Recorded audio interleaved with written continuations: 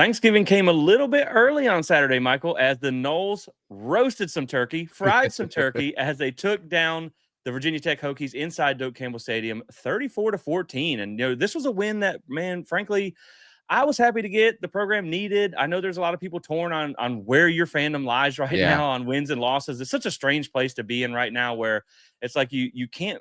You're happy about a win, but you're not allowed to be happy about a win. right. It's a strange thing. But you know what, man? I was in Doak on Saturday.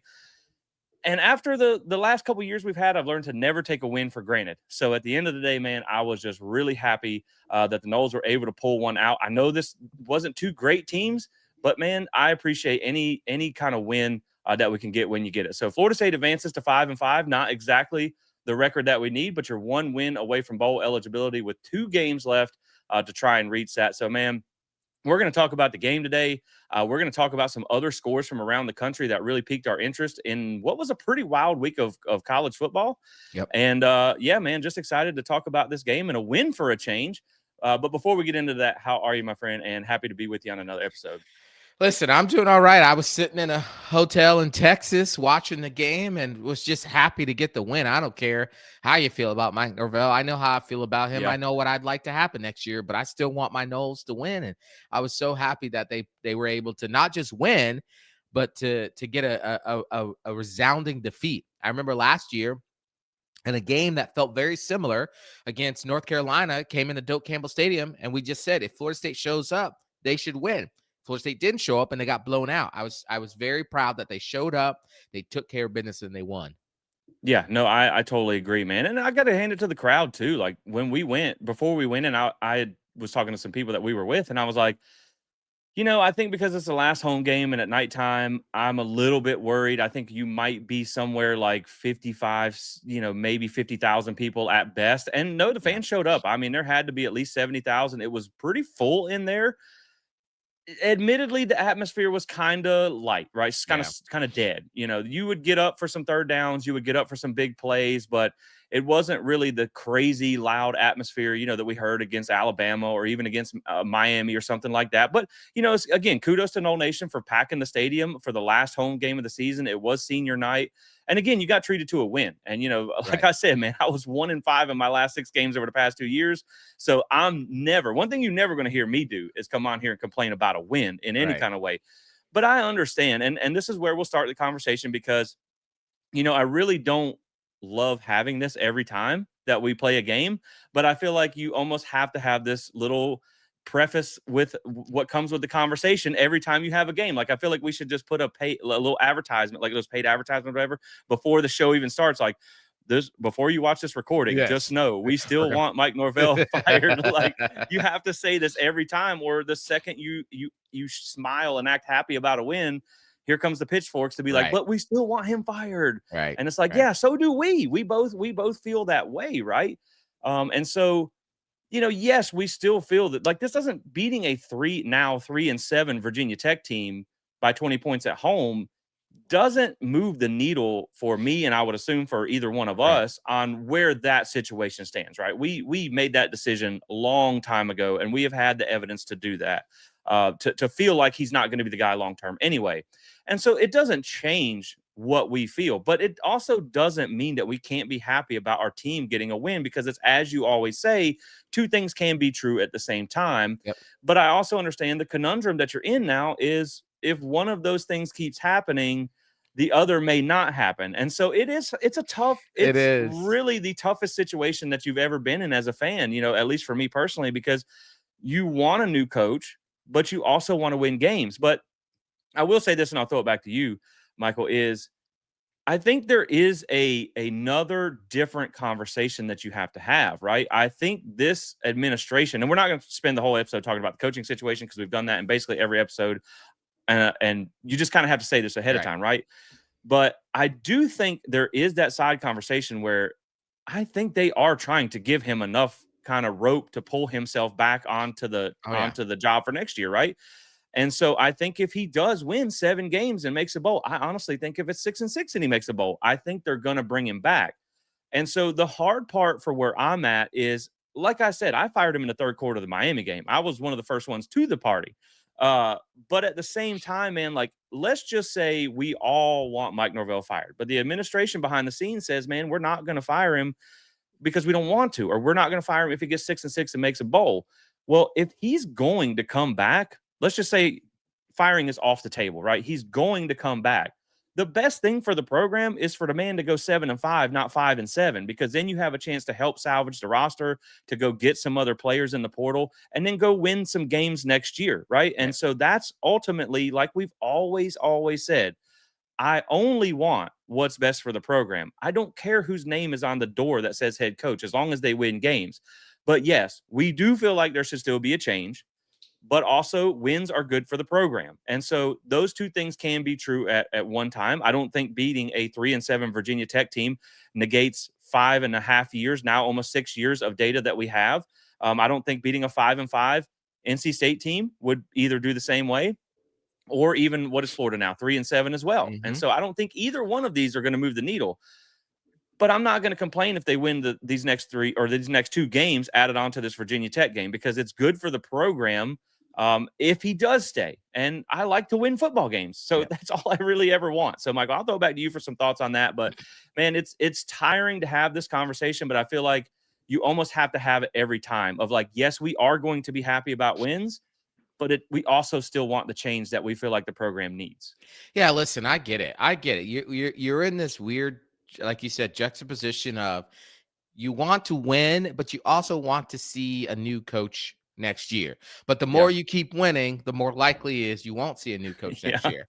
But the reality has always been, and it's just taken us fans of getting caught up, is that Florida State administration wanted to see more wins because they never really wanted to get rid of Mike Norvell in the first place. While we wanted to Exactly. get rid of Mike Norvell, Jesse in the third quarter of the Miami game, me after the Stanford game, like you probably at the, when they lost to Virginia, whenever it was, like, and I mean you meaning PTS fans, like Some of y'all after 2-10 were ready some to of you go. after 2-10 was ready to get rid of him. Exactly. Some of you were ready to get rid of him after the Georgia loss. Like, it the thing is, the administration has never wanted to get rid of him. So they have been giving Mike as much rope as he needs. They've been tying extra pieces of rope Yeah, at the end of the rope, trying to give that exactly. bro Someone more take their rope. shoestrings off. When bro's out of rope, Give we're me out your of rope. belt, Peter Collins, Yeah, right now. exactly. They're Exactly. just keep extending rope because their desire is to not have to pay a $60 million buyout. They want Yeah. this to work.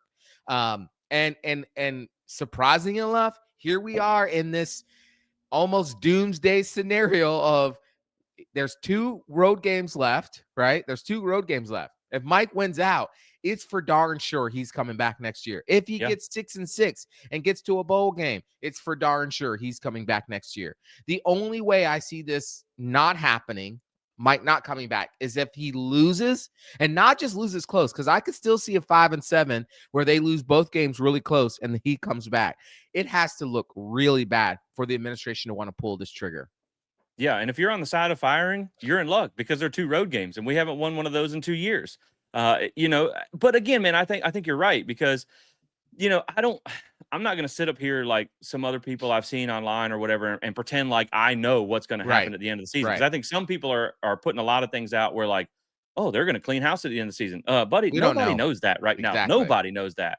But some of the things that I've seen are that they, like you said, they don't really want to fire him, and Mm-mm. they are kind of telling him like, the goal was always you got to get to 7 wins or else you Mhm. got to make some changes. And so I think they are realistically waiting for him to get to 7 wins. But I also do think, from the other things that I've heard, that there is a situation where they will fire him. Yes. Like you said, if you get, smoked by NC State on the road and then you lose to Florida, even, under an interim staff as bad as they are, if you lose to them, then okay, I think you could see that firing situation happen.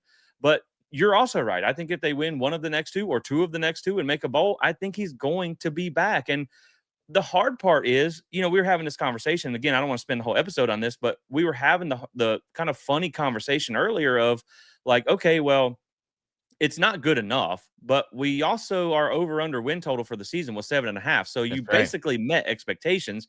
And if you had not lost the Stanford game, Ugh, Really, how mad would we be? Because you'd probably end up at 8-4 with a double overtime loss to a really good Virginia team, yep. a loss to a good Miami team, a loss to a A good Pitt decent Pitt team, team. Yeah. and Clemson just beat Louisville. Yep. And it was on the road in Death Valley. So, like, yeah, you have some real warts on the schedule for sure. But if they go 7-5, that's kind of where you were supposed to be to begin with, and you lost to some good teams. I think it's just more like, man, we didn't think the teams that were going to be the juggernauts on the schedule this year were not the teams, right? Right. It turned out to be Pitt and Virginia, not Clemson and Florida. It just the Right. names are a little bit different. So it's a hard place to be as a Florida State fan because you want to be happy about wins, but you also know that one of the things is probably not going to help you get the other one accomplished. Right. But again, I just don't think that beating a couple of 3-win teams and a 5-win team on the road, if they are without a doubt in their mind, like, we have got to make a change, these games would not move the needle enough. Absolutely. Those guys are smarter than that, right? But if there is a chance that they didn't want to fire him anyway, then these games probably do matter. And Yep. I still don't think that doesn't mean he's not going to get fired down the road. And we still know that there's other things like recruiting and all that stuff, which is why we're here to begin with. I mean, you look at senior night, I think you walked 18 seniors and 15 of them were transfers. Mm, That's the problem, right? So that's the we know problem. there's all the other things, but I'll throw it back to you for some final thoughts on that, man. But again, this is it's a conversation that gets tiring to have on every show. But I feel like if you just don't have it, then it's almost like you're not allowed to celebrate a win, right? So you Yeah. have to say, that thing like, I don't, no offense, and then you No offend offense. somebody right afterwards. Exactly. So like, this is kind of what we have to say. No offense that we're going to be happy about a win, but we're happy about a win. I mean, trust us, guys. We would rather either be talking, well, actually, what we'd rather be talking about, what would be more fun, what would be more engaging is a coaching search. We would love to be in the conversation about the Yeah, potential coaches and who could be a fit and who isn't a fit. We'd love to be able to do all that. But at this point in time, we just can't. So, what we have to talk about is they're winning. Here's how they're winning. Here's what they could do to win better. Here's yeah, what they could do to be a better team to close out this season. That's where we're at right now. And I know you might say, well, this is very similar to Billy at Florida. You're right. It is. Because Billy won out last year, went 7-5, I believe, and then came back this year and then won the first game and then proceeded to lose the next 3 games and then beat Texas and then lost Texas A&M and then beat Mississippi State and got fired right after the game. This could be the same situation. And if so, so be it. That's 1 year's less buyout money that we got. And also, it's an opportunity for them to really get their ducks in a row about how they want to go after this. yeah. Now, again, hear us say we would rather have a new coach going into next season. Absolutely. But if they win the one of next 2 or the next 2, then there it is. And that's what we have to live with. We have to live with whatever the reality is. That's what we have to live with as fans. I think that's a great way to say it. And every episode can't just be, please fire Mike Norvell. Like, we're Correct. not, that's not feasible. And I think we all understand that it's important to say, because you make a great point. Like, we're all pretty much feel like we're at the same place. And I think we can all understand in good faith together that if the buyout was 15 million, he wouldn't be here. He probably wouldn't have even been here this year. But that's not the situation. And so I think there's a lot of moving pieces of this. Obviously, putting that much money, dead money on the books is something no one wants to do. Is Alfred going to Oklahoma with the AD spot opening up? There's a lot of moving pieces of this. And so, yes, we have this little preface conversation before we talk about the game, but at the same time, like, it doesn't change our position. It's just you can't, until you have clarity on the situation, you can't make certain statements one way or the other, right? You just kind of have to talk about what you have to talk about, like you said. And what we have to talk about right now is a 34-14 Florida State win. So that's what we are going to talk about. And Michael, I will say the crazy thing about this team, man, is we're 5-2 at home with losses to a good Pitt team and a good Miami team. The problem is we can't buy a win on the road. We're 0-3 and haven't won a road game in 2 years. And so that's the crazy part, is like, if this team could just figure out how to win a game on the road, man, we might actually be in a pretty decent place to be. So 5-2 on the road or at home, not a bad little home slate there. I mean, you got the wins over Virginia Tech and Wake, and they were both dominant wins. You dominated Alabama. So this team plays actually pretty decent at home. It's just the Pitt game and the Miami game that were both kind of that sour experience this season. But it's just really been the road where you've struggled the most. And I mean, again, Pitt's actually not a bad team. So I think that loss maybe doesn't sting as, I mean, you should not lose to Pitt, right? We know that. But that Pitt Yeah. team is probably better than a lot of us expected them to be. And so, yeah, man, I mean, you had a pretty good slate at home, and you end it with a win over Virginia Tech. So that's good. I mean, you always want to try and get wins in your own stadium. Now we just got to figure out how to win two games or one of two games. Really, you want to get both, one of two games on the road, because it'd be nice to beat NC State and lock in that bowl eligibility, because, you want to beat Florida 90, 9,000, 1,000,000% of the time. You want to beat Florida. But you also don't want to let them be the one to spoil your chance at a bowl under an interim staff like they did before, right? So you want to beat Florida, but it sure would be nice to have that bowl eligibility locked in against NC State.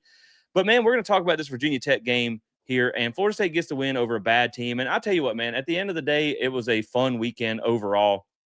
Just like I was there. Unfortunately, for those of you that maybe didn't know, Michael was supposed to be there, and then he had something that drew him away for the weekend. But one thing I just want to take a quick time out, and I just want to give a shout out to our listeners, man, because look, we have a really awesome community here at Plant the Spear, and I absolutely want to brag on our listeners for just a minute. So this part of the show is about you guys. So, man, this weekend, like, I had a great time tailgating. Our guy Ronnie, who is a listener, longtime listener to the channel, man, we become friends. We become like we were in the adopted family now. We tailgated with them all weekend, and man, we just had a really good time. And I want to give a shout out to Ronnie for his hospitality. I want to give a shout out to everyone who was there at his tailgate that we became friends with. Everyone talked about the podcast and stuff like that. There's a lot of names to name, or I would name them all. But I also want to give a special shout out to Spartan Knoll, one of our channel members, one of our PTS tribe members, delivered us some awesome hand-prepared baskets from all the way from Hawaii, man. I'm just standing there like, I'm standing there on Saturday, and I'm like, man, or this morning when I got home, because they sent me home with some gumbo from Louisiana. And let me tell you what, buddy, it won't last long. I'll just say that. So I'm sitting here and I'm like, I'm having this gumbo from Louisiana and this Kona coffee from Hawaii delivered, by some of our listeners. Man, it's just amazing the community that we have here at Plant the Spear. And so, man, I just want to give a shout out to all of you guys for everything that you do. You know what I mean? For the ones we're going to meet a bunch more in Raleigh this weekend at NC State. But man, we got some great people who have really come together to have a great community. We went over to Lot 12 and visited with Jackie and everybody at Unconquered Tailgating. And so we just had a great time, man. And I just want to brag on all of our listeners and everybody that we met at the Virginia Tech game. Man, it was just such a fun experience because of what you guys put on for us, right? I mean, I know it's brought together by the podcast, but man, I can't thank you enough for everybody who's part of this community. And man, it was a really great time, and I really enjoyed it. So I wanted to take a quick time out and tell everybody I really, really appreciate it from this weekend and everything, because we are the fan site, right? So we still have the fan experience. It's not just go sit in the box, watch the game, and leave. We have the whole tailgate experience. We sit in the stands, we do all that stuff. And so it's just made special by everybody. And so everybody who was at the tailgate this weekend, man, I greatly appreciate it. And again, Spartan 071, man, I really, really appreciate the gifts that you brought us from Hawaii. Yeah. So, man, I don't know if you just want to talk about the community for a little bit, but again, man, it's just shout out to you guys for everything that you do with us, for us. And this show, again, as like we always said, man, it's as much you guys as it is us. So we greatly appreciate every member of the PTS family. Yeah. I mean, I love our PTS family. They're great. Every time we get a chance to hang out with you guys, to see you guys in public, you guys are coming up and just reminding us, why we do this. I mean, really, it's for you. Yeah. It's for us too. Like we thoroughly enjoy, being able to talk about the team we love. But man, we love most of the time. Most of the time, yeah. Most of the time. The last 2 years have been rough. Y'all are the bright spot. Y'all are the bright spot of this fog that we've been in for the last couple of years. But no, seriously though, you guys make it so much fun to be able to interact with you guys, whether that's on a YouTube comments, Facebook, Instagram, or that's in person during the games and stuff, or the tailgates that Jesse and Amy lead there.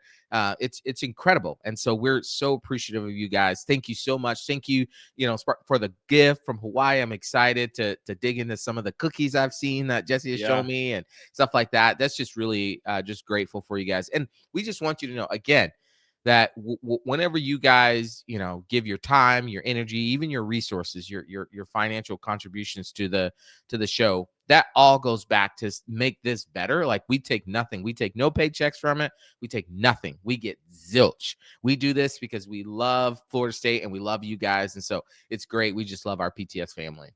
Yeah, man, exactly. And so I just wanted to say thank you to everybody for that. I also saw our PTS tribe member Kate there. I could see her, but I couldn't get over to Yes. where they were at. So it was a little quick wave from the stands. But yeah, man, again, it's just the community. Like you said, when you're going 2-10, you're going 5-5, and things aren't that fun to talk about. The community is why you do it, and we always feel it's important to have a connection with that community. That's why we respond to comments, and we love when you call us out, at the stadium or whatever. And if you say something, we would love to come meet you guys. So always do that. But Michael, let's get to the actual part of the game that was played on the field. And starting with this, the field was awful. It Yes. was a big part of I think a lot of the some slipping, and it looked like it had rained for a week in Yeah. Tallahassee before the game started. I mean, it was just kind of the grass was coming up, a lot of slipping and sliding. That was one thing that I did notice that had a couple big effects on the game. Right, there was Mhm. one on a short, I think second and short, where a running back fell down.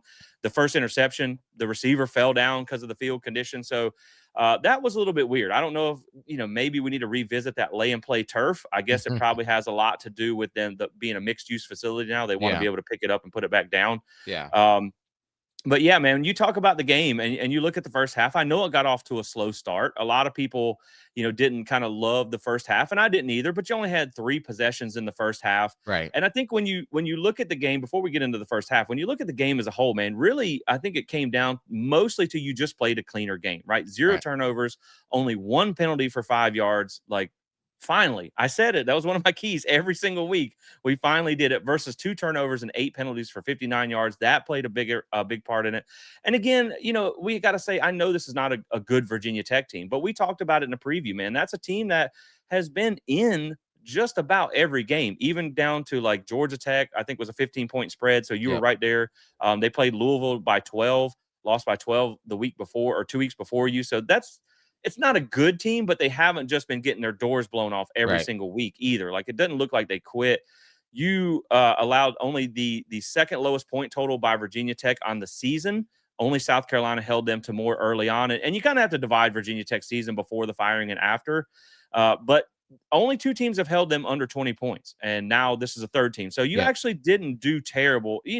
It's more like you held the bad team in check like you were supposed to. Right. And so that's the part that was encouraging to see. It's not like you walked out of here with a 27-24 win where you had a nail biter, right? The game Right. was in hand late.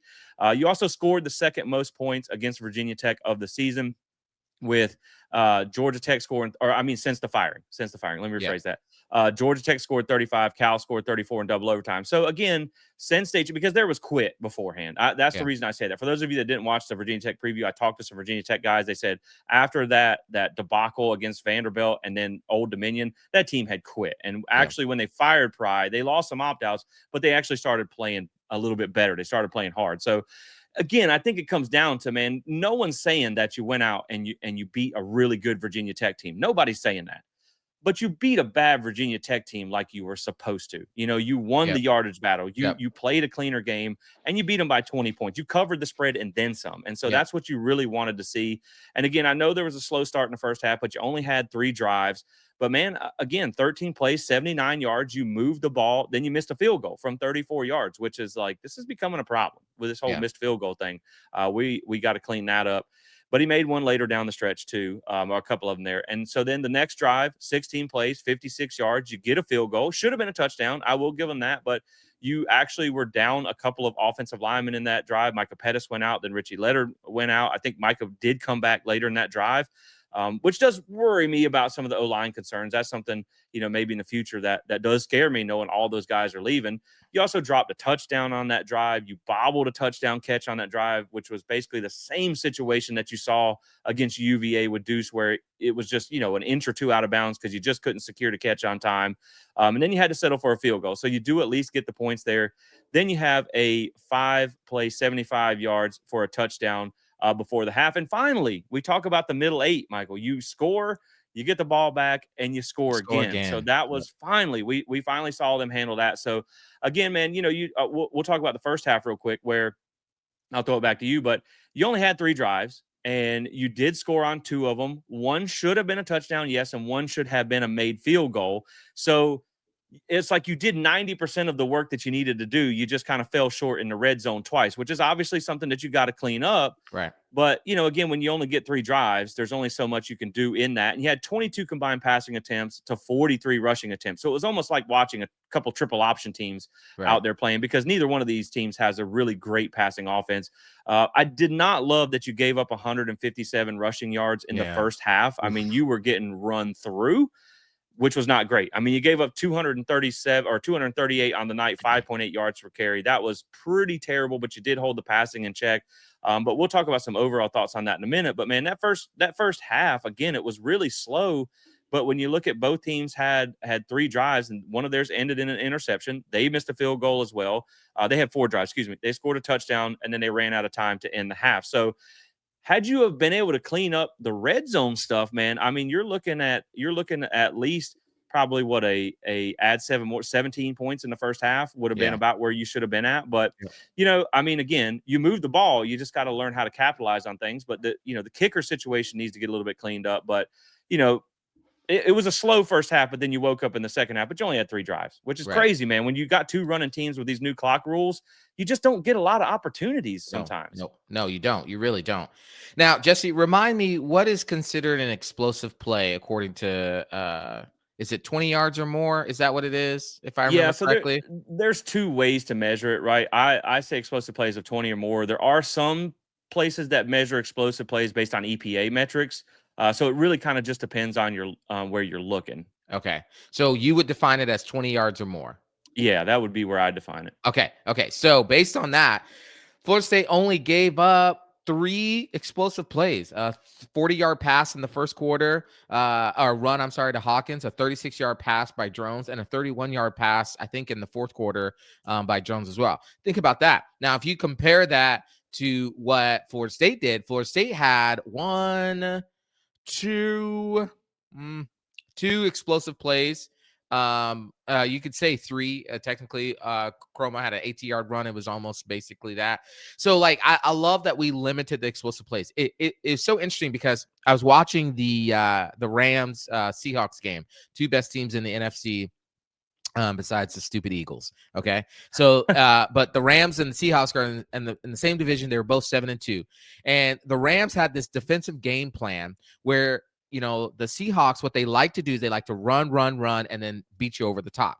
Does that sound familiar to you? Yeah. Yeah, Yeah. sounds like what Florida State does and what Virginia Tech does. Yeah. So the Rams decided that they were just going to give up, 4 or 5 yard runs because they didn't want to get beat over top, and they were going to try to limit the explosive plays because that's how Seattle wins their games, explosive plays. Well, how Virginia Tech wins their games is via the explosive plays. How Florida State wants to win its game is via the explosive plays. So Florida State gives up, which I didn't like, 238 yards rushing. I mean, like you said, 150 in the first quarter. They were just running roughshod over Yeah. you, over time. But then they were able to limit that in the second quarter. They weren't able to get as very many explosive plays, and Florida State's defense really stepped up. And then on the offensive side, Florida State was able to capitalize and make explosive plays, right? Obviously, the late throw to Deuce where he breaks the tackle. You saw that. You saw Tommy Castellano gets 2 big runs there for touchdowns, right? You saw Randy Pittman in the Wildcat, not really an explosive play, but like he was able to get in after that. So you saw Florida State capitalize. Oh, also second straight game that they recovered a I know. I fumble. forgot what it felt like. Hello. So I thought overall that's what you saw, and I was very pleased with that. That the defense had a good game plan coming in. They were able to make some corrections when they saw that Virginia Tech was gashing them because they couldn't throw the ball whatsoever. Yeah. But I really liked what they did, was able to limit the explosive plays, which allowed them to really get out on top and get the win. Yeah, because I mean, you look at in the first half, you gave up 157 yards rushing. The second half, you kind of tied it down a little bit to only 81 yards rushing. Now, I know part of that Virginia Tech was trailing, so they kind of had to throw the ball. But it's like you said, when you look at the approach, right? We knew Virginia Tech was actually a pretty decent running team when Yeah. you factor in the quarterback. He was a better runner than passer. Yep. And like, Yep. we are fortunate, I won't lie, that Virginia Tech's not a very good team and Drones is not a very good quarterback. But you knew they wanted to run the ball. And even the Virginia Tech guys that I had on talked about it. Like, if we don't carry the ball 40 times in this game, we're probably going to be in trouble. And so they knew their game plan was to run the ball. The problem is, like against Miami, where we had checked the run, but we couldn't stop anything in the pass. So Correct. when it come to like a shootout, we ran out of gas. They were able to throw it all over us, score quickly.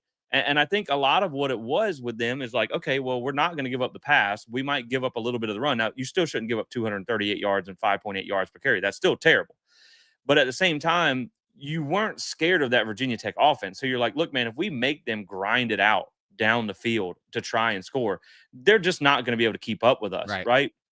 We can score faster than them because our passing offense is not elite, but it's not awful. We have Deuce Robinson. They don't. Right. Right. And so you're right. I think as long as you limit the explosive plays and you just kind of make them grind it out, you knew that you would be able to score just more points than them because that offense was not great.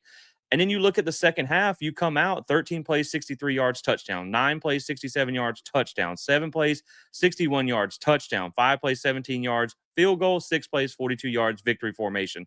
Yep. So you probably could have scored there at the end too if you Yep. really had pressed. So you could have made this game 41-14. We were talking about in the stands, me and Ronnie, and I was like, man, hey, I know you're about to be 5-5, but I still need style points. This ain't Yeah. for the CFP. This is for the JOB. And That's right. That's I right. would have went ahead and scored 41 on them. No disrespect to their coach, but you're not going to be here anyway, buddy. And then you look at their drives in the second half, forced fumble, and I put forced because Yep. man, the Twins, dude, you better pony up some money for them. Strip sack, which was nice to see. Get the fumble there. They did score a touchdown. Then you held them on downs twice to end the game. They had Yep. 8 total drives, 2 scores, and a missed field goal. So overall, man, I don't think it wasn't a good game by Florida State, but it Mhm. wasn't a bad game either, right? I think some of the things that I didn't necessarily love in this was you did see Tommy's not a great passer, right? That was one of the things that stood out more than anything, with only a 50% completion percentage, under 200 yards passing. But the funny thing about it, Michael, is how many times did we say in the preview, like, you don't want Tommy throwing the ball 35 times for 300 yards because then in the weird kind of inverse universe that we live in, the more he throws, the worse we get. And this is actually the first time of the season that he Yep. had over 20 attempts and we still won the game. And so, I mean, you look back to last week, right? When we ran for 237 yards, 5.2 yards per carry, and 3 touchdowns. So you didn't have to put the game on Tommy's arm. Right. So this is the first time in 5 games since UVA that we ran for over 200 yards. This week, we carried the ball 46 times to 29 pass attempts. Last week, we ran the ball 26 times to 43 pass attempts. Now, granted, you were trailing in that game versus winning in this one, so I understand the situational difference. But what it tells you is you were able to run your offense how you wanted. You were Yep. able to establish the run enough to where you didn't have to make Tommy throw the Yep. ball 35 times to win the game. He just had to throw it enough. So I thought, that was something there that was key to get that run game going. We know he's not a great passer. He never was. The thing is with Tommy is like his mobility is why you accept the subpar passing. Yeah. But he's just not been himself. He's not been 100% since he hurt his ankle. And Yep. so it limits what the offense is able to do. Now, I think, and we were talking about this before the show, I think he looked a little bit better on the ground, more explosive as a runner than he has since he hurt his ankle during the Stanford game. So, again, man, that was the part that really kind of bummed you out a little bit, was just the missed opportunities in the pass game. I mean, you had the one over McCoy. He overthrew McCoy. That was for a Yep. touchdown there. You Mm. saw the same thing last week with Squirrel White, where he overthrew a touchdown pass. Like you have a lot of opportunities where you're missing on points or at least Yep. big plays because you just don't have great quarterback play. Right. And when you have elite mobility, you can stomach that. Yep. When you don't have elite mobility, it just kind of limits what the offense can be. Yeah. Thank goodness for Deuce Robinson. We'll just say that. Like, I hope Tommy has him on the list for a Christmas card this year, because all the dude does is have 100-yard games, 6 receptions, 134 yards, 1 touchdown, 947 on the season so far. Approaching 1,000 yards would be the first one since I think 2017, maybe. Mm. So in about 8 years. Yep. 5 100-yard games this season so far. Every other receiver in the game, Michael, combined for 60 yards. So it's Tommy to Deuce is basically our offense. And the funny thing when you say that is, like, do remember that we didn't have Deuce for the second half of that Pitt game. Nope. So maybe if you did, I mean, that's just such a big part. Now, it's not ideal that is pretty much what you Right. got, right? Right. That's not the way you want it to be. But thank goodness that you have him. So, Right. because, man, he just goes off on defenses. LaWayne McCoy is becoming a nice receiver, but, man, it would be nice to see you get a little bit more out of Squirrel White. And Danzy did not particularly have a good game with a couple of drops as well. But, you know, again, when you talk about Tommy, if you do adjust for the 3 drops, his completion percentage would have been about 65%. But man, I think the one thing that stood out in this game from a negative side was just the pass game looked pretty inaccurate from him. But again, when you run for 237 yards, you don't need it to be elite. So that was encouraging to see by the offense. It was nice not to see him be the leading rusher for once. I don't, for the life of me, Michael, I don't understand what we do with the running back rotation. It's like you get one carry and then you're out.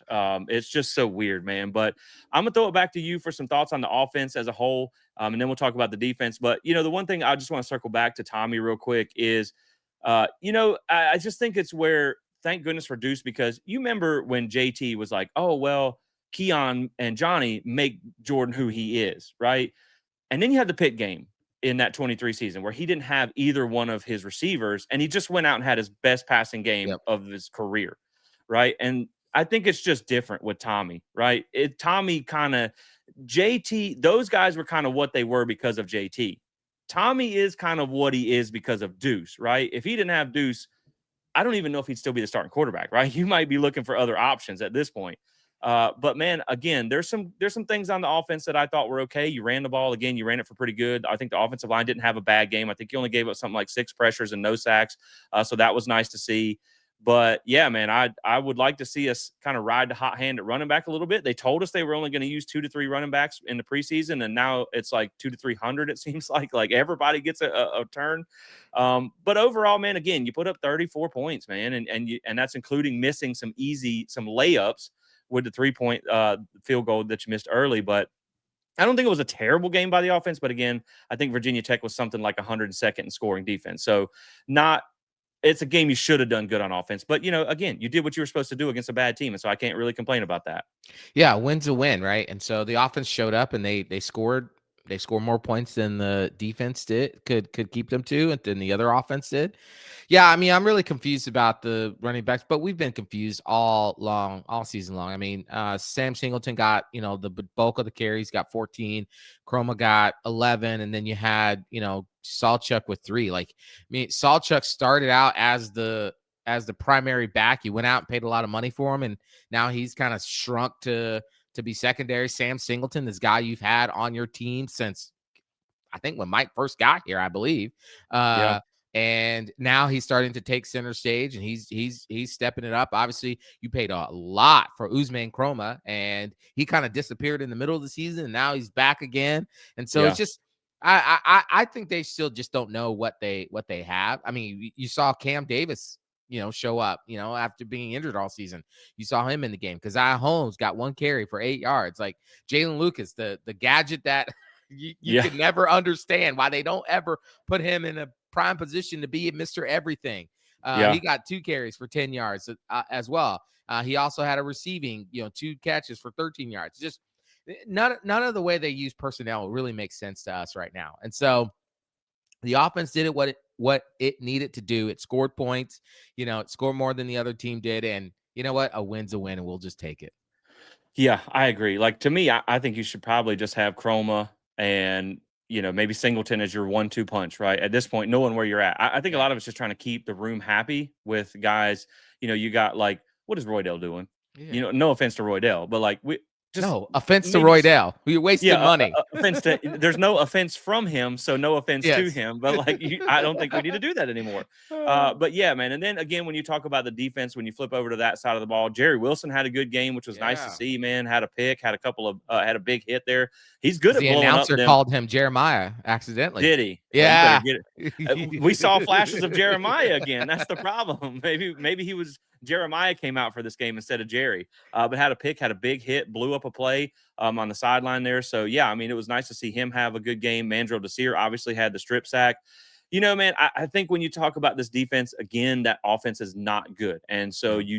you hate to see them give up 238 yards on the ground to a not great team. I still think they were like 70 something in rushing Yep. offense there at Virginia Tech. So you don't like that, but you also shut down the pass pretty well. And I think the problem is, Michael, when you get back to this defense after the Alabama game, we actually gave the linebackers a lot of credit. I think it's just you are in a position where there are some truths about this defense that just they are what they are, and they're not something that you can fix or change mid-season. Right. And the number one problem is you're running a defense that is very dependent on linebacker play, and you just don't have good linebackers. Like watching this Nah. game, it's compounded by the fact that your D line is okay, but Mhm. not special. Like the Twins are Mhm. playing their butt off. Mhm. Daryl Jackson can eat some blocks, but he's still They're just not the young right most now. dominant Yeah. guy, right? Um, you know, Lord forbid you split a double team once in a while. I'm just saying, like everyone's like, well, he gets double teamed every play. I'm like, well, yeah, I watch Virginia's nose tackle split a couple double teams, so Exactly. it's not against the law. I'm just saying, and you don't have good edge setters, so like Yep. you're working with a, I would call it average to below average defensive line Yeah. right now, Yeah. right? If you had Kalen DeLoach and Tatum Bethune back Mm. there at Mm. linebacker, like if you had guys who could run and play linebacker and trigger the right way back there, I think this defense would be a lot better. The Yeah. problem is you have a glaring weakness at one of the most important positions on the field. Yeah. Earl Little shouldn't be making as many tackles as he Phew. should, because that tells you right there what the problem is. And a lot of times you see on any given play where the linebackers, they're either not lined up right, or they're Or not pursuing right, well, their or eyes they're are in the just wrong not place. right, Yeah. or they're just not athletic enough to get to the play to make it, or they miss a tackle. And maybe that if this stretches out past 2025, and if Tony White comes back, and you read into that tweet as much as you want to, the whole "thank you Tallahassee" thing, people Mhm. are freaking out about I that. saw that. We don't know what it's going to mean until we know what it means. um I Maybe like he's that. here next year, maybe he's not. So like what that means is we don't know what that means until he leaves, No, I said right? I like that. Yeah. Yeah, yeah, yeah. We don't know what it means till we know what it means. And so if he does come back, man, honestly, the way special teams has been playing too, because I used to really stand up for this guy because of special teams. I think you Mhm. got to cut papuchas, and you got to go Mm. find your real Mm. linebacker I coach who can agree. recruit some dogs and go and coach these linebackers up. Because honestly, Randy was coaching them a little bit better than maybe what they were right Mhm. now. And so that's something that you just got to fix. And until you fix that, and why I say you can't fix it is because you're just limited by the personnel right now. Right. And anytime you watch the film, the weakest link in the defense is the linebackers. And a lot of times Tony's going to a four-man front. He's running 4-2 and things like that to try and cover that up a little bit. But the only other thing that I would really complain about on the defense here, other than the things we just talked about with kind of what you are from a scheme perspective, the only thing I didn't like was knowing that you had a quarterback who really was never a passing threat. You could have went a little heavier in the box. You Right. could have challenged the line of scrimmage a little bit more, and then maybe you don't give up 238 yards rushing. Maybe you force him to throw the ball a little bit more. But other than that, man, again, I don't think the defense played terrible in this game. Neither team did punt, but you also got two turnovers for them and two turnovers on downs.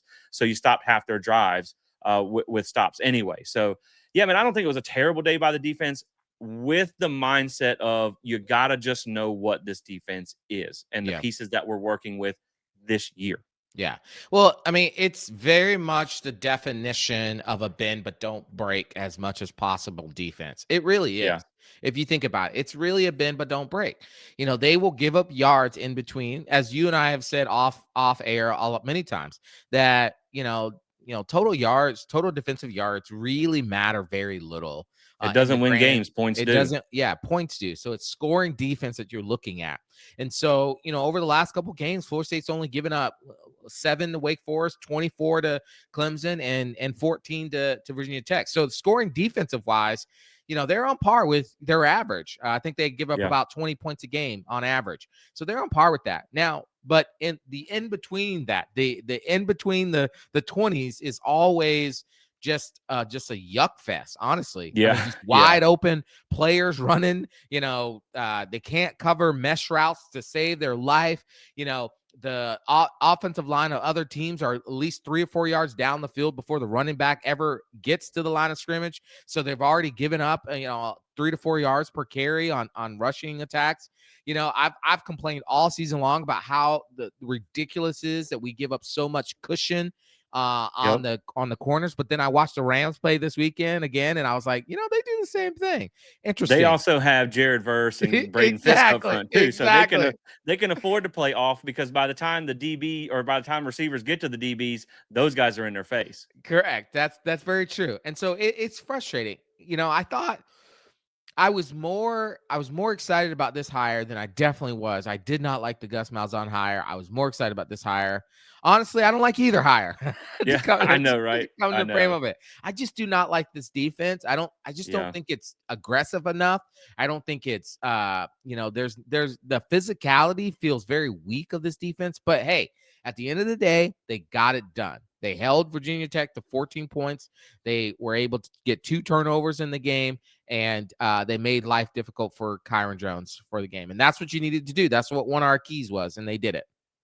Yeah, I don't love the defense as much as I thought I would like it. But I also do understand that I think there's a little bit of just personnel limitations Yeah. that maybe are worse than we thought coming into Yeah. the season. Like again, man, anybody, I said this with Adam Fuller, right? When you have a team full of NFL draft picks, of course you're going to be good. Any coach, I could probably have Mhm. coached that 23 defense to be a Mm, top 30 mm, defense, right? mm. But if you were to just give Tony White, just give him Tatum Bethune, give him Kalen DeLoach, and give him Jared Verse. Give him one edge guy and a couple of solid linebackers. And I think this defense would be a lot better than what it Yeah. is. Because Yeah. you just have some, again, the two most crucial things on a 3-3-5 are the edge setters and the linebackers. And that's where you have the biggest weakness. I mean, like you Yeah. said, they are giving up 20.3 points per game on the season. They are giving up 23.8 to power four teams. And at home, they are doing great, man. Only 16.1 points per game, but you're giving up 30 on the road. So that's the hard part. But, again, man, we're not saying this was a great game, but we're saying you played pretty good against a bad enough Yep. team to get the win. And so overall, man, Florida State moves to 5-5. You got one more win you need to get to bowl eligibility. And regardless, man, I think if you're going to keep Mike Norvell, I think you want those extra 15 practices. We were talking about it before, Yep. where I think where you didn't see Sperry in this game again. And I think you saw, obviously we saw Brock get cleanup duty because they're trying to save his red shirt, but Sperry's only played in 3 games. And Yeah. so if say Mike is to come back, and I know that's not what we want, but say he is to come back, I think you probably at that point, if Tommy doesn't have the ability to come back, because let's face it, he ain't going anywhere else, NFL wise. No disrespect to Tommy, but if he can't come back, he does not get that waiver. I think you start Sperry the Yep. second the Florida game hits 0. I think he is now your starting quarterback. You let him get that 2 weeks of practice. Yep. You let him have the entire bowl game to get ready for next year. Because, like you said, man, at least by then you know whether he could possibly be your guy or not, or Right. whether you need to go portal shopping again. But again, man, I'm not going to complain about a win, right? I still want the coaching change to be made, but I'm happy that Florida State got a win. And I still would like to see us make a bowl because you know what, man, it just extends the season a little bit more. And it's, I just love Florida State football. And so I want to Yeah. see us win games. And so, I want a new coach, but I won't apologize for being happy about winning games and wanting to make a bowl. I know it's not the standard, but daggone it, I like watching them play. So not all the time, God knows, but I do like watching them play. So, man, let's talk about some other games from around the country that we found interesting besides Florida State. So the big one, man, it was hard not to notice the shellacking that NC State took Oof. ahead of our matchup. You look at them and you're like, oh man, they just beat Georgia Tech like Yeah. at home, 48 points. Ooh, we're Mm. probably in trouble. We are 0-3 in the last trips to Raleigh. We haven't won up there since 2016. We're 1-5 in the past 6 games. It's a non-Saturday game. I'm feeling real bad. And then they go out and they get whooped by Miami. And I hate to even give credit to Miami for doing anything, but they beat them 41-7. They got outgained 581 yards to 143, only 23 rushing yards in this game, man. Miami absolutely destroyed them. And so you talk about that, man, coming up on this game. This makes you feel a little bit better about that road test ahead on that Friday night. And I will at least say, like, you're on a short week on a Friday night. We know that didn't work out well for Virginia, but at least in this one, you're coming from home and they're coming from a road game. So at least we got to go to work immediately. We just have to leave a little earlier. They had to leave a little bit later, but they don't have, you know what I mean? So that kind of Yep. offsets that a little bit. They were all the way down to South Florida. But man, they got absolutely whooped by Miami. So that makes Yes, you they feel a did. little bit better. And I told you we're gonna do an NC State preview coming up later this week. So be on the lookout for that. But the thing that worries me the most, Michael, is we're 0-3 on the road. And as Yep. bad as NC State has been on the road, 1-4, they're 4-1 Or at home. And so it's not really about I've said this from before the season. It's not about who you're playing, it's about where you're playing. That Yeah, place is just a snake pit for us.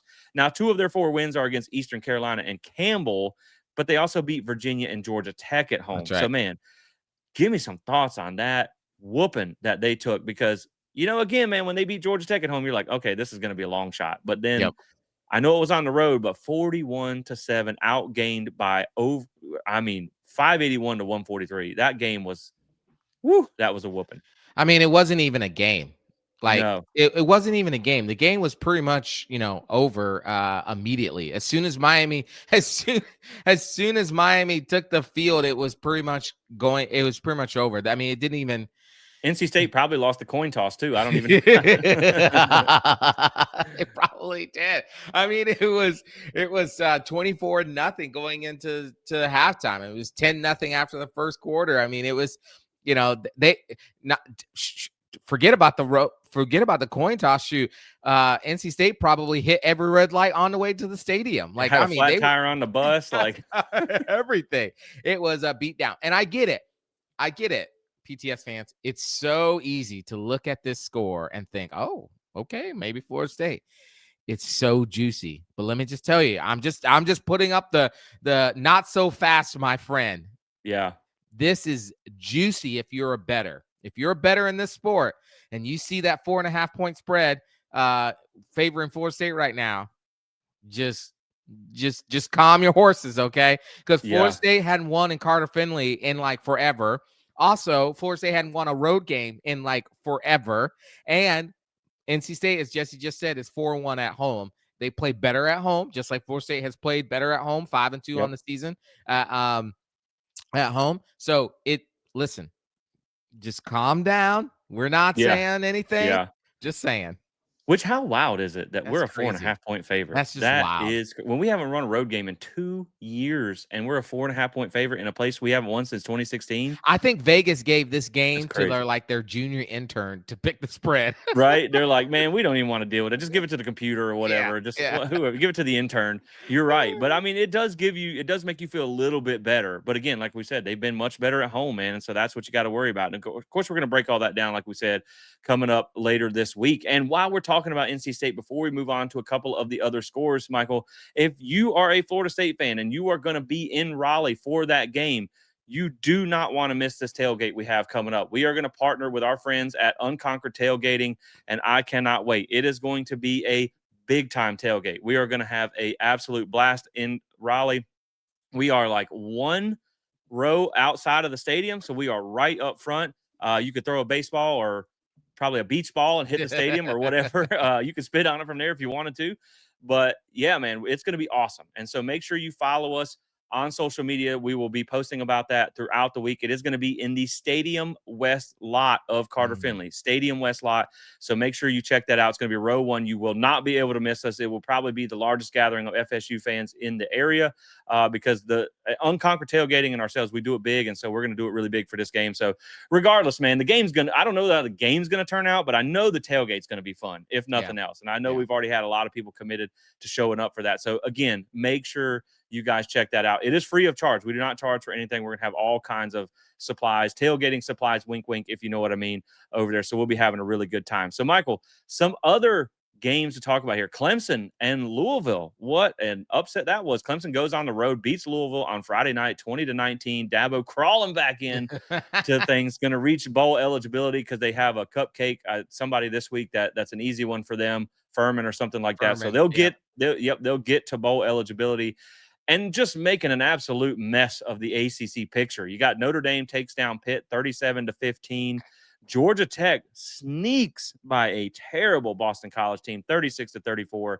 UVA smokes Duke 34-17. Wake beats UNC 28-12. Wake is 7-3, man, and they have Delaware State next week, so they're going to get the 8 wins. That's pretty wild for that Wake Forest team. But I'll throw it back to you because you have the method behind the madness here. This has created an absolute wild scenario for Yeah. the ACC of who's going to get to Charlotte and will we even have a representative in the playoffs. But one of the things I will say as I throw it back to you is just, man, we talk about the craziness of this season and how does this happen for Florida State, this, that, and the other.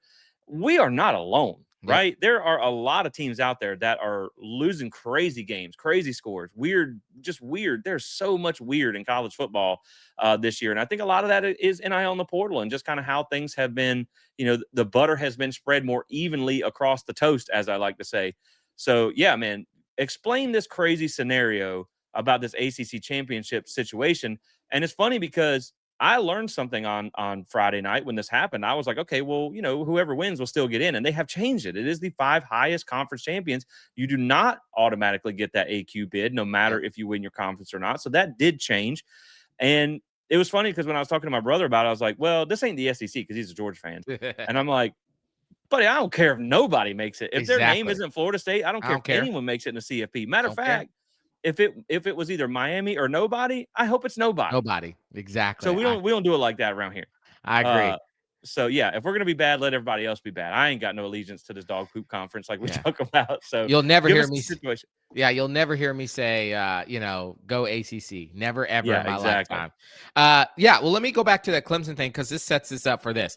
It's so crazy that Clemson ended up winning 20-19 because Louisville had 2 chances. One with 4:15 left to go in the fourth quarter to kick a 50-yard field goal, and it missed wide left. Okay. Mm. Then, with a minute and 30 seconds to go, they had another chance at a 46-yard field goal, same score. Field goal goes wide left. Then they get a personal foul penalty. The most ridiculous. Listen, Florida State has been guilty in its lifetime, especially this season, of making some really bonehead flags. But this penalty was so boneheaded, I couldn't help but to laugh in Louisville's face for what they did. I mean, it was just absolutely ridiculous. And now this has created a potential chaos scenario. Okay, so I'm trying to quickly go through this. Right now, Georgia Tech has the inside track to securing its bid for the ACC championship. All they have to do is beat Pitt. If they beat Pitt, they get in. Okay, that's it. Now, Virginia is the second team that has somewhat of an inside track to get into the ACC championship. What they have to do is they have to beat Virginia Tech. But then they also need SMU to lose to Louisville or Cal, and they need Pitt to lose to Georgia Tech or Miami. If those 3 scenarios happen, they get into the ACC championship game. Now, but we're Florida State fans. We don't really care about this. What I went to look up this for was because I wanted to find every reason to be hopeful for the rest of this ACC season so that Miami doesn't get in. And here's what I found. This is going to make you happy because for Miami to get in, they need absolute chaos to reign. Okay, here's what needs to happen for Miami to get into the ACC championship game. They need to beat Virginia or Pitt. Sorry, Virginia Tech or Pitt. That's their last 2 games. They need to win they need to win both of them. I'm sorry. They need to win out. Okay. Then they also need Virginia to beat Virginia Tech. Okay. So you're thinking, well, those are possible for sure. But then they also need Pitt to beat Georgia Tech. They need Duke to beat North Carolina, and they need SMU to beat Louisville. One of those is unlikely to happen. I'm not going to say which one because it's crazy, but one of those.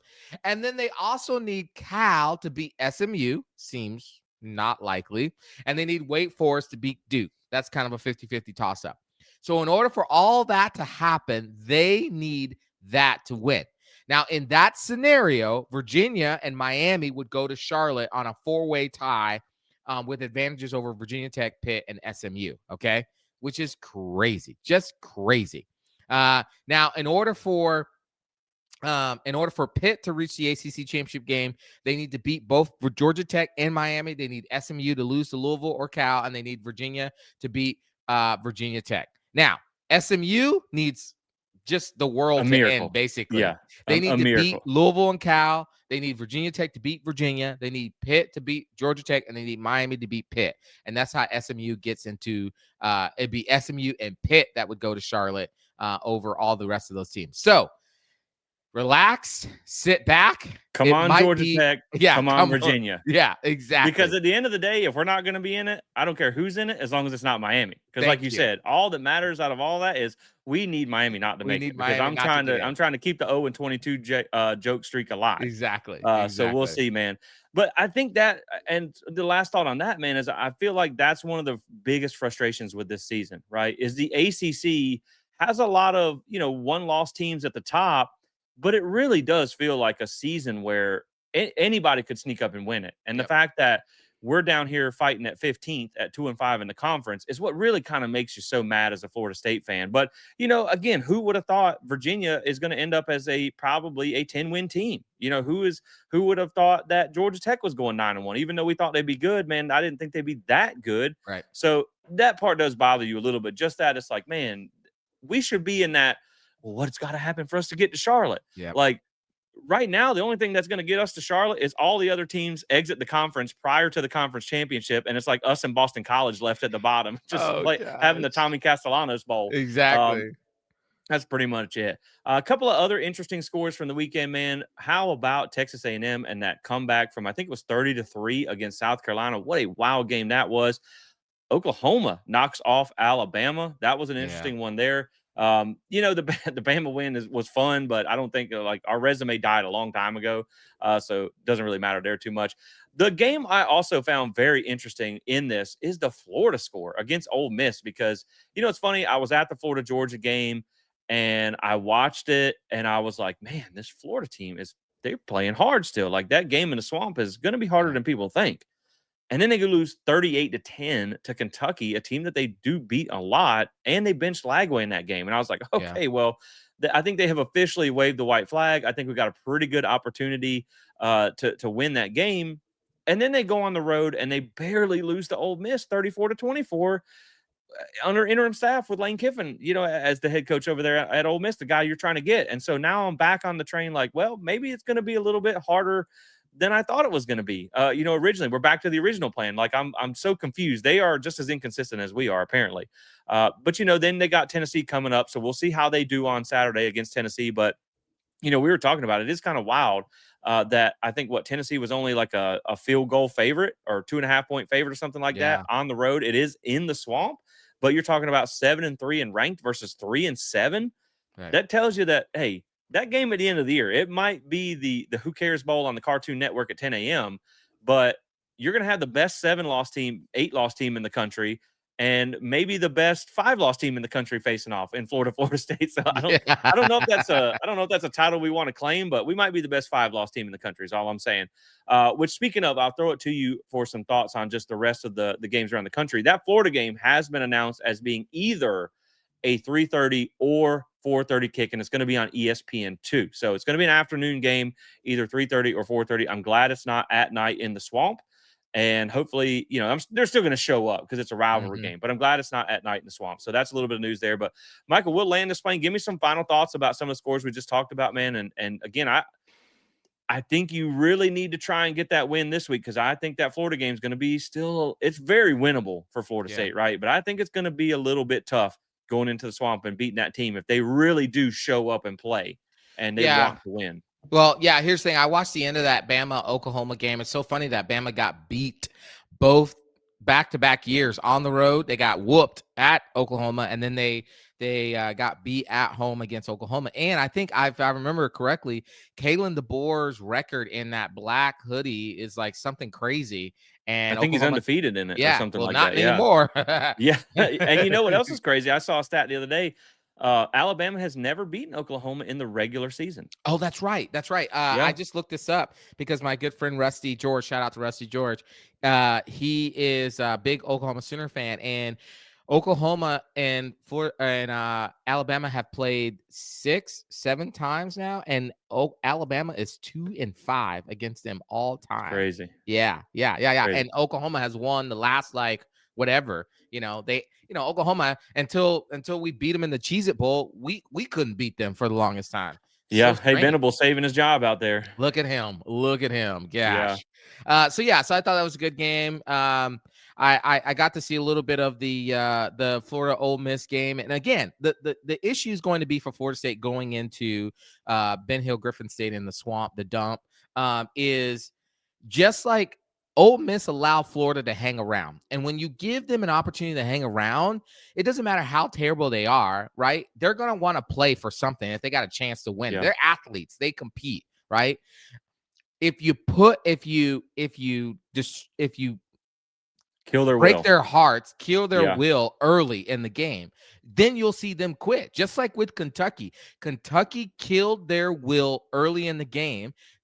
they gave up. They just didn't play as hard, and then that's why Yeah. Kentucky was able to run away with it. Ole Miss allowed them to be in the game. So Florida State comes to the Swamp. They've got to take away their will early, and if they do that, Florida will quit. Florida, right, doesn't have anything to play for. Honestly, yes, it's a rivalry game. Now, I will say, I will say, back in 21, Florida State had a chance to go to a bowl game, and it was Florida that took it away. So they do Under have an interim staff. under an interim staff. So that's why beating NC State is so important, because if you beat NC State, then really Florida has nothing to take away from Florida State. But if you come in that game and you're 5-6, and now again here you are playing against Florida, interim staff with the chance for them to spoil your bowl potential, man, that's not a place you want to be in. So Yeah. It's funny. You just made me think of something, Michael, and this will be my last thought on the show. We fired Willie Taggart after I think it was like 18 games because Coburn said 6-6 ain't good enough, and because it felt in game 18 or something like that, like it did in game 2.